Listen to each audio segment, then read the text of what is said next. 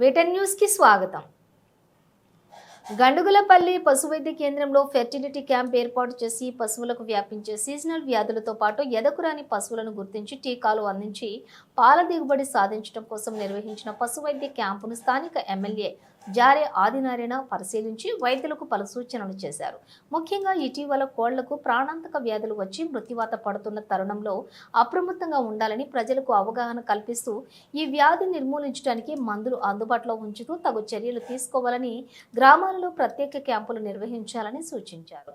ఈ కార్యక్రమంలో పశు వైద్యులు తేజారాణి, శ్యాంబాబు, ప్రశాంత్, గోపాల మిత్ర సభ్యులు, కాంగ్రెస్ నాయకులు, గ్రామస్తులు తదితరులు పాల్గొన్నారు.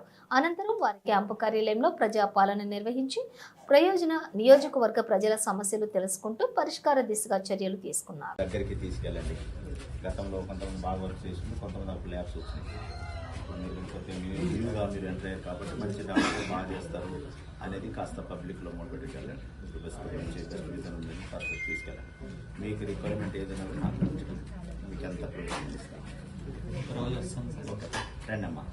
ఇంకా మీకు గ్రౌండ్కి వెళ్ళాలి, గ్రౌండ్లో మీరు వర్క్ చేయాలి.